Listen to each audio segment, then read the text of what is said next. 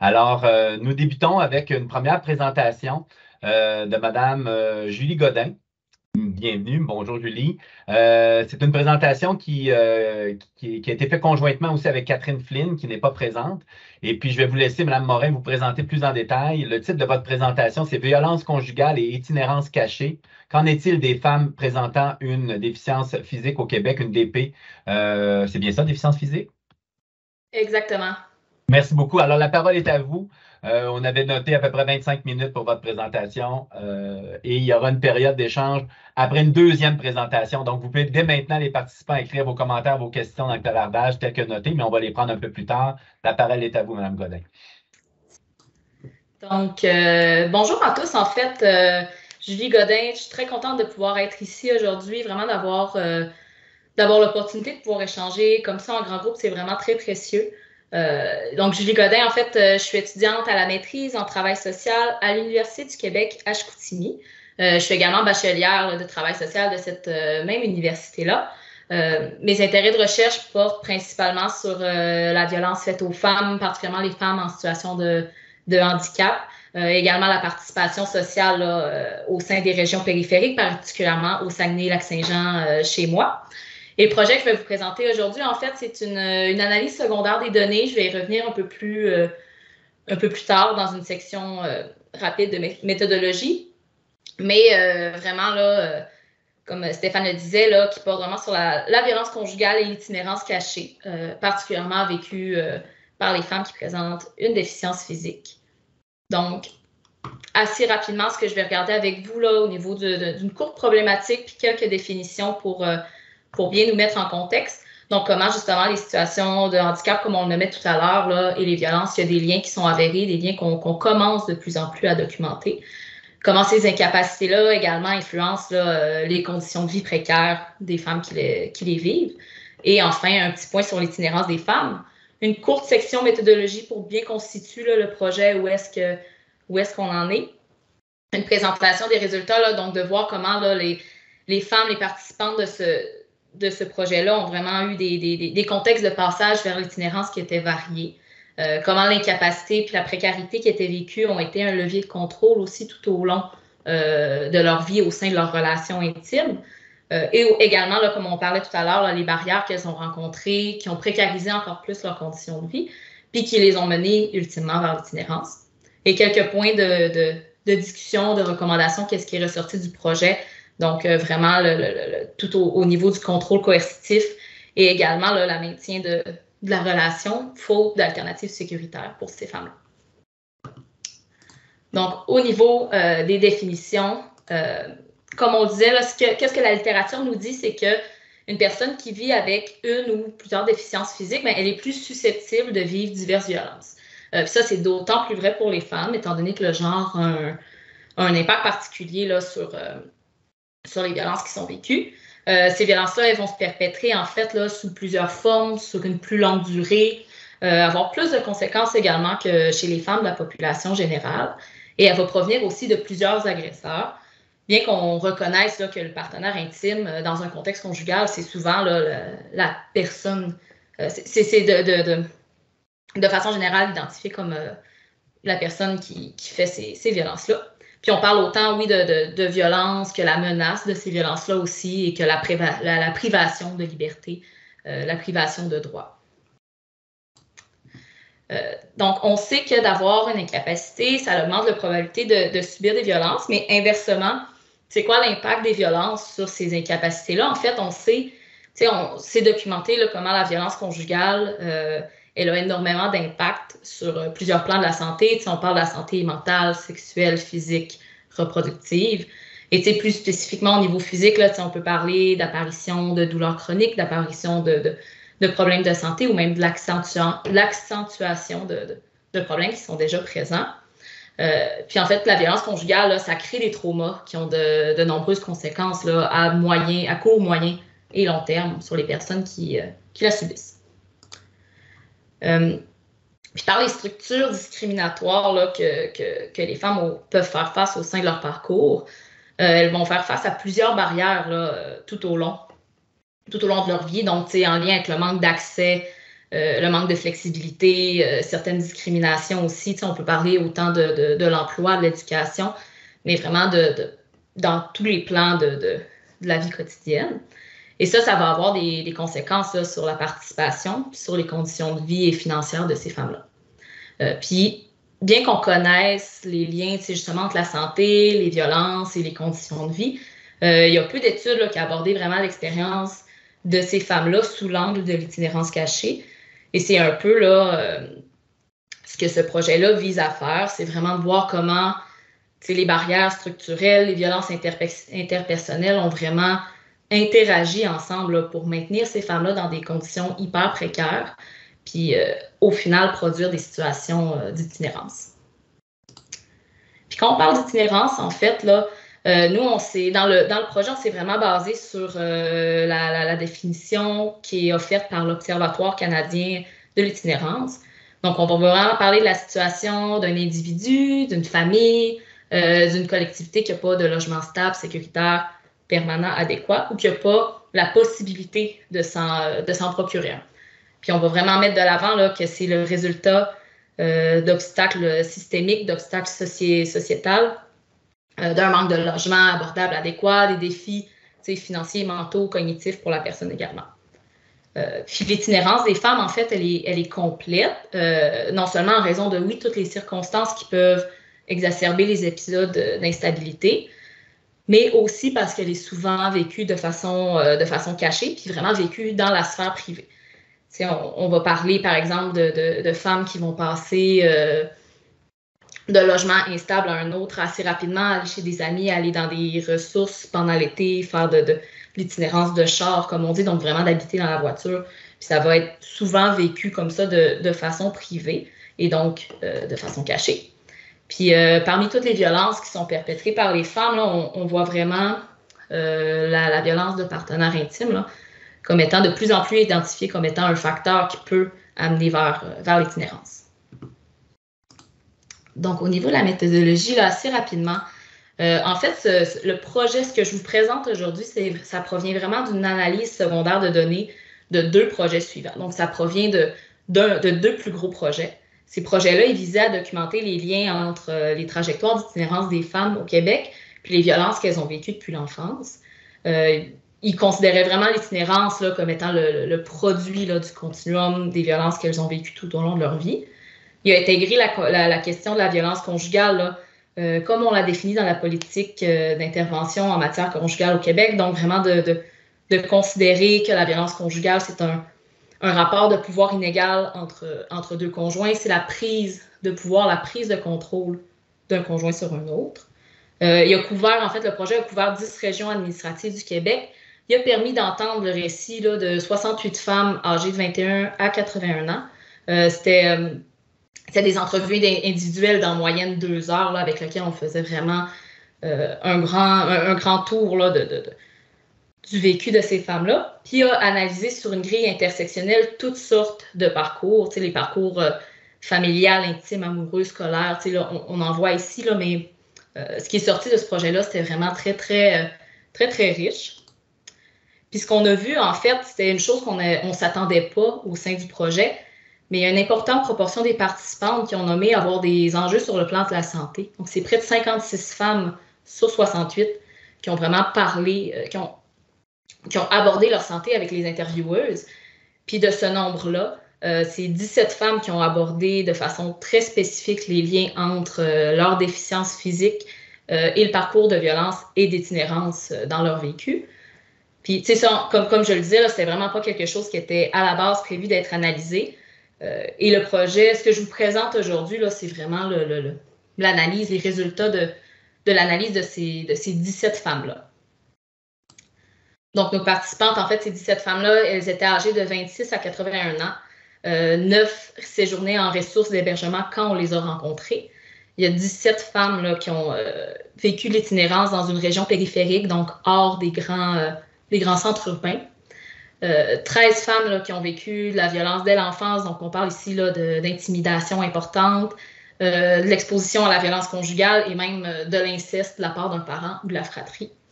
Au niveau de l'emploi, c'est 12 femmes là, qui ont occupé un emploi rémunéré à un moment ou un autre de leur parcours. 9 qui ont déjà eu recours au programme d'aide sociale et une seulement qui a pu bénéficier de l'assurance emploi. Puis au niveau de la santé, 9 qui ont dû à un moment ou un autre être hospitalisés. 7 qui ont nommé une trajectoire de consommation psychoactive, puis 12 là, qui ont nommé également avoir des enjeux sur le plan de la santé mentale. Là. Donc, au niveau de nos résultats, en fait, là, ce qu'on voit, le récit des 17 participantes là, témoigne vraiment des difficultés qu'elles ont vécues, qui a accentué leur précarité, puis ultimement qui les a amenées vers l'itinérance. Leur parcours a dénoté à quel point là, leur situation était complexe et différentes les unes des autres. Il y a 4 trajectoires types de passage vers l'itinérance qui sont sorties. Par contre, les femmes, elles ont passé un moment ou un autre d'une trajectoire à un autre. Et même au sein d'une même trajectoire, des fois, on a des récits, on a des vécus qui sont complètement différents. Donc, au niveau de ces trajectoires-là, la première, ce qui est sorti, c'est un passage à l'itinérance à la suite de mise en place de stratégies pour arrêter les violences. Puis là, ici, je vous rassure, c'est des noms fictifs qu'on a donnés à nos participantes. Donc, c'est ça. Donc, c'est dès que la conjointe, dès que la participante tentait de résister aux violences, qu'elle se trouvait dans une période d'itinérance. Ici, on le voit avec Julie, justement, qu'elle, c'était une question de survie. Elle devait quitter la conjointe. Elle craignait vraiment pour sa sécurité. Et son réseau le plus proche d'elle, où ce qu'elle pouvait avoir un milieu, est à 42 km. Et pour elle, c'était même pas une question qu'elle allait le marcher, qu'elle allait partir pour aller là. Et elle s'est retrouvée à ce moment-là dans une période d'itinérance temporaire, là, cette femme-là. Notre deuxième trajectoire, donc c'est vraiment un passage qui est très rapide là, vers l'itinérance comme conséquence des violences familiales. Tu sais, pour certaines, là, l'itinérance, ça s'est produit dès la fin de l'adolescence, au début de l'âge adulte. Pour elles, là, les violences sont apparues très tôt dans leur vie au sein du milieu familial, puis ça a contribué à ce passage-là très vite. On le voit avec Lina, justement, là, qui elle, ses parents, là, elle a tombé malade et ses parents, en fait, l'ont abandonnée dans un stationnement d'hôpital et ça a été son premier épisode d'itinérance là, pour elle. Lina qui a vécu plusieurs épisodes et qui, elle, c'est justement une participante qui a passé dans plusieurs trajectoires. C'est quand elles ont quitté, souvent c'est aussi pour d'autres, c'est quand elles ont quitté les milieux familiaux ou les institutions qui leur servaient de foyer temporaire, qu'elles ont développé une première relation intime qui était violente pour éviter la précarité, pour éviter la rue. Puis elles ont par la suite là, vraiment vécu une succession de courtes relations intimes violentes, puis entrecoupées de périodes d'itinérance. Notre troisième contexte, là, c'est vraiment là, à la suite d'une relation intime de longue durée. Donc, on parle vraiment des femmes parfois qui ont été 5, 10, 15, 20, 25 ans et plus avec la même personne, avec le même conjoint ou conjointe. Et donc, la situation d'itinérance peut être générée directement par le contrôle du partenaire, là, par le biais de déménagements fréquents, ce qui faisait en sorte pour elle que c'était difficile de conserver un emploi, c'était difficile de conserver les liens avec les proches, ça les isolait beaucoup, comme on peut le voir au niveau de Dani, en fait, là, qui a déménagé, si je ne me trompe pas, près d'une quinzaine de fois là, en 5 ans de relation avec ce partenaire-là. Et donc, elle n'était pas en mesure de maintenir un emploi, pas en mesure de se stabiliser, en fait. Puis le contrôle que ces femmes-là ont vécu, ça a vraiment été un frein là, dans leur tentative de quitter la relation, dans leur tentative de stabiliser leurs conditions de vie. T'sais, étant donné que ce contrôle-là, il est invisible, elles ont eu moins de leviers qui leur permettaient là, de quitter, moins de leviers qui leur permettaient d'aller chercher de l'aide. Et elles ont vécu, en fait, beaucoup d'allers-retours au sein de la relation. Elles ont vécu ce qu'on appelle une rupture vraiment évolutive. Elles faisaient des allers-retours entre chez le partenaire, elles allaient dans une ressource, elles revenaient avec le partenaire, elles allaient dans la famille, tout ça. Ce qui crée vraiment beaucoup d'instabilité et des périodes d'itinérance comme ça. Et c'est André, en fait, là, qu'il nomme, qui même quand elle avait quitté la relation, même si elle n'habitait plus présentement avec le conjoint, mais elle vivait encore de la violence là, par la suite. Elle nommait, en fait, là, qu'elle ne se sentait pas encore en sécurité, même si elle avait quitté la relation. Notre quatrième contexte, là, c'est vraiment après la relation, on voit vraiment la détérioration des conditions de vie. L'entrée de l'itinérance, là, ça s'est vraiment fait une fois qu'elles ont quitté cette relation-là. C'est le processus d'appauvrissement qu'elles ont vécu là, tout au long de la relation, ça fait en sorte que quand elles ont dû quitter, elles étaient souvent pas en mesure de se payer un loyer, pas en mesure de se relocaliser, ce qui parfois, des fois, a influencé aussi la rupture. Certaines ont décidé de maintenir, de rester dans la relation pour pouvoir continuer à avoir un logement. Et c'est Anne, en fait, qui est le nomme, qui, elle habitait avec son conjoint dans un logement adapté qui appartenait aux parents du conjoint. Et quand elle voulait le quitter, elle voulait conserver le logement, mais le conjoint refusait. Donc, à ce moment-là, elle n'était pas en mesure de se relocaliser. Elle a vécu ces périodes-là d'itinérance à cause de ça. Ce qu'on peut voir aussi dans le projet, là, c'est que les partenaires ils ont utilisé énormément de stratégies de contrôle pendant leur relation, puis même après, pour maintenir une relation inégale, pour maintenir une relation avec les participantes. Puis ces violences et ce contrôle-là, ça s'inscrit vraiment dans un contexte social là, qui, de base, exclut déjà les femmes en situation de handicap, qui discrimine ces femmes-là, ce qui facilite justement la prise de contrôle au sein de la relation. Un des premiers leviers qu'on a vu, là, c'est vraiment toute la question de la situation de dépendance qui peut être entraînée par la condition de santé. Les incapacités, en fait, ça peut amener un besoin de soutien tant au niveau financier, au niveau des besoins personnels aussi. Puis quand la violence, en fait, vient de la personne qui te donne des soins, qui t'aide à combler les besoins de base, c'est encore plus difficile de quitter la relation par peur de perdre ces soins-là, justement. Jacinthe, ici, là, au centre, elle nous éclaire un peu plus sur le contrôle qu'elle a vécu face à la possibilité de conserver un emploi. La conjointe, en fait, qui refusait qu'elle travaille et donc, elle n'était pas en mesure de maintenir une autonomie financière.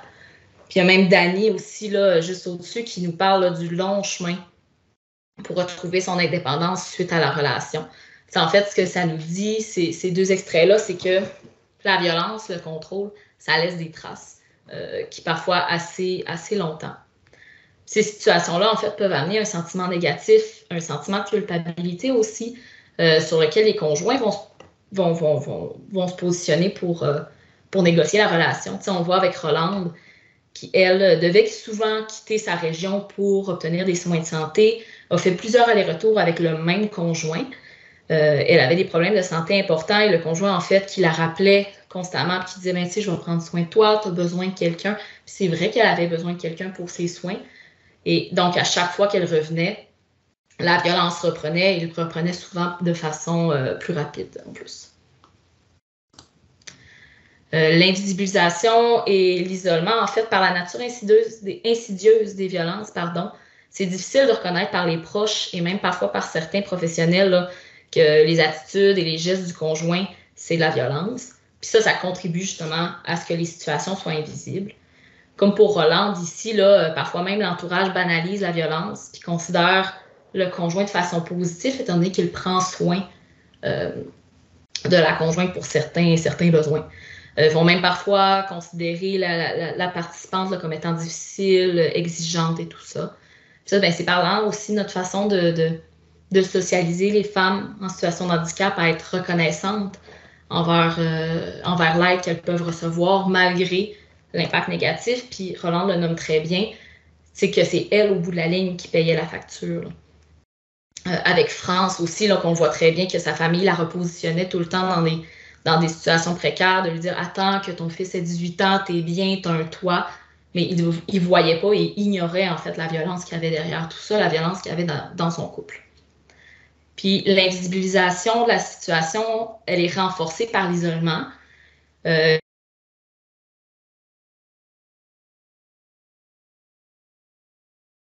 Conjugale.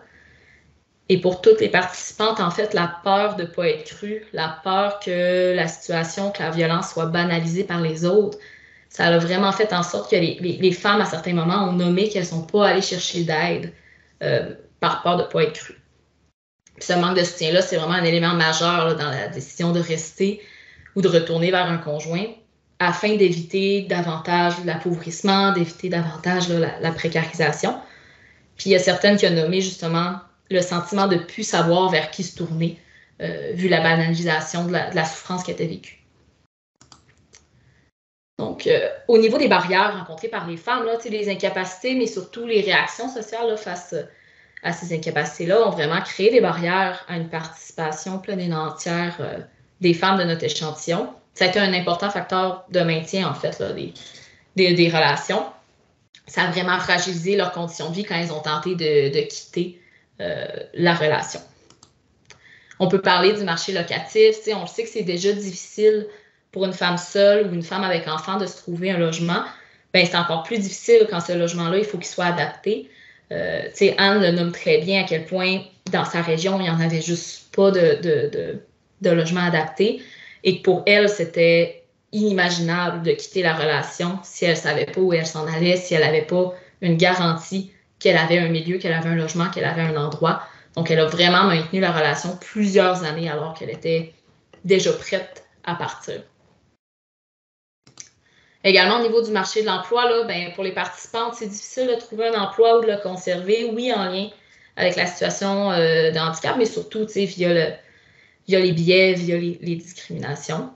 Claudine le nomme ici, là, comment elle était atteinte de fibromyalgie, mais à quel point, à l'époque, le manque de reconnaissance de cette atteinte-là a fait en sorte que elle n'avait pas accès nécessairement à du soutien gouvernemental, à du soutien financier, puis ça a été très difficile pour elle de trouver un emploi. Puis pour celles avec des emplois, bien souvent, il y a peu de conditions. C'est des emplois qui sont très précaires, donc encore une fois, diminue leur autonomie en fait, puis augmente la dépendance financière qu'elles peuvent avoir envers leur famille ou envers leur conjoint. Et une autre barrière, en fait, c'était au niveau des ressources d'aide. Trouver une ressource et s'y rendre, là, ça peut vraiment être complexe, parfois même risqué. Comme on voit avec Lina, elle, qui a dû parcourir près de 900 km pour trouver un refuge là, loin du conjoint, et qu'une fois qu'elle est arrivée, elle a fait face à un refus, en fait. Puis, trouver une ressource, en fait, ça entraîne des coûts qui sont vraiment importants. Souvent, c'est de leur poche et souvent, ça se fait sans l'aide du milieu, étant donné que, justement, avec l'invisibilisation, l'isolement, bien souvent, elles doivent faire ces démarches-là seules en plus. Et une fois dans la ressource, c'est pas garanti nécessairement que ça se passe bien. Certaines ont nommé ne pas se sentir à leur place, de se sentir de trop, de sentir que la ressource ne répondait pas nécessairement à leurs besoins. Au niveau de la discussion, là, ben, le récit de ces femmes-là nous permet vraiment de voir la complexité de leur vécu à l'intersection de différents rapports de pouvoir, autant au niveau interpersonnel qu'au niveau de la société aussi. On peut voir qu'il y a vraiment des structures sociales, malheureusement, qui vont limiter leur possibilité de s'émanciper, qui ont invisibilisé leur vécu puis qui les ont maintenus dans des situations précaires. Donc, nous ici, dans le projet, en fait, on a vraiment mobilisé le concept du contrôle coercitif. C'est en fait ce contrôle-là qui se définit par, qui est comprise en fait comme étant le fruit d'un historique de contrôle et de coercition dans le couple. Puis c'est vraiment un pattern relationnel qui est renforcé par le contexte social. Qu'est-ce que ça veut dire, ça? C'est que la peur de quitter la relation pour ces femmes-là, elle peut être comprise comme l'effet cumulé des tactiques de contrôle présentes et passées, de la dépendance qui est entraînée par la condition de santé, puis aussi là, du contexte social, donc des structures discriminatoires envers ces femmes. Puis ça participe à leur précarité, puis ça les maintient en fait dans des classes défavorisées. Puis ça leur offre peu d'alternatives à la violence. Puis, comme on l'a vu tout au long aussi, il y a plusieurs éléments qui vont influencer le maintien de la relation malgré les violences, étant donné qu'il y a quand même des bénéfices à maintenir cette relation-là, que ce soit au niveau des soins, que ce soit au niveau financier, que ce soit également juste au niveau d'avoir accès à une relation intime pour certaines. Donc, ce qu'on a vu, c'est que les femmes, elles ont consenti à un certain niveau de violence jusqu'au point de rupture. Puis à ce moment-là, quand elles ont quitté, ben ça a souvent fini par des allers-retours au sein de la relation et de voir la violence revenir plus rapidement. Elles se sont dirigées parfois vers de nouvelles relations et à ce moment-là, c'est pas garanti que cette nouvelle relation-là ne soit pas violente également. Et ou se sont dirigées vers des situations d'itinérance cachée, donc des allers-retours fréquents qui vont les précariser, qui vont précariser leurs conditions de vie. et accentuer leur appauvrissement, en fait, en les mettant en risque d'itinérance. Et quelques recommandations, là, si je peux terminer là-dessus. Nous, ce qui est sorti du projet, c'est vraiment de mettre l'avant le développement de ressources d'hébergement et de logements accessibles, abordables, adéquats, qui permettent une réelle stabilité résidentielle puis qui favorisent l'autonomie. Ce qui a été aidant, par exemple, pour France et Anne, c'est vraiment au moment où elles ont eu accès à un HLM ou à un appartement subventionné. À ce moment-là, elles ont vraiment pu mettre fin de façon définitive à la relation. Et ça a vraiment été aidant. Mais pour Anne, par exemple, quand on l'a rencontrée, ça faisait 2 ans qu'elle avait ce logement-là.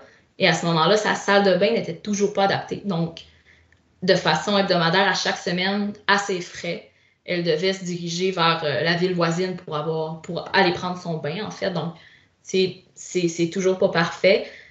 Pour Rolande aussi, qui, elle, dans ses nombreux allers-retours, elle quittait souvent sa région pour avoir accès à des soins de santé. Mais il y avait une ressource, en fait, qui était disponible et qui lui garantissait, en quelque sorte, là, un espace, un lit pour elle. Cependant, cette ressource-là était payante. Donc, c'est vraiment pas disponible là, pour toutes les femmes de notre échantillon. Puis, justement, là, c'est toute l'idée aussi, là, d'où la deuxième recommandation, de considérer les femmes là, dans leur globalité, quand on élabore des politiques, des ressources, des pratiques d'intervention pour viser leur inclusion. Par exemple, ce qui a été aidant pour Lina, la ressource qu'elle mettait de l'avant qui a été aidante, ça a été une ressource de défense des droits des personnes en situation de handicap parce qu'ils ont pris en considération autant ces besoins de femmes en situation de handicap que ces besoins de femmes qui vivaient des violences.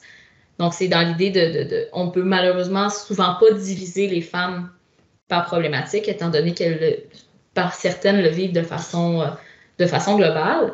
Et plus largement, c'est vraiment de mettre sur pied des dispositifs d'inclusion au niveau social, au niveau économique, qui vont permettre là, une alternative sécuritaire à la violence. Donc, c'est tout pour moi ici. Merci, Julie Godin.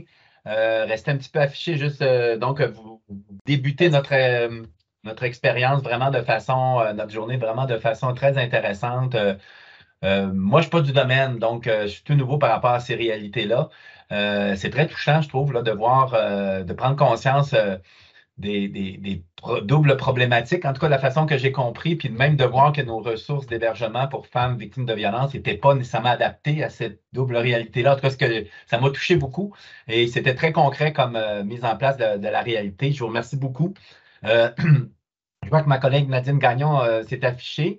Effectivement, on avait un peu de temps. Je me demandais si on combinait la deuxième présentation ou si on prenait quelques échanges maintenant. Nadine, peut-être s'il y a des questions de clarification, on pourrait les prendre là, actuellement, là, quelques-unes avant de passer à la prochaine présentation. Mais s'il y a des débats plus philosophiques, on pourrait les continuer après la deuxième présentation. Je ne sais pas s'il y a quelques questions qui pourraient être posées tout de suite à Mme Godin, juste pour clarifier quelques-uns de ses propos. Peut-être une petite question rapide, là, c'est est-ce qu'il existait en fait une étude qui était similaire, mais au niveau des hommes en déficience intellectuelle, là?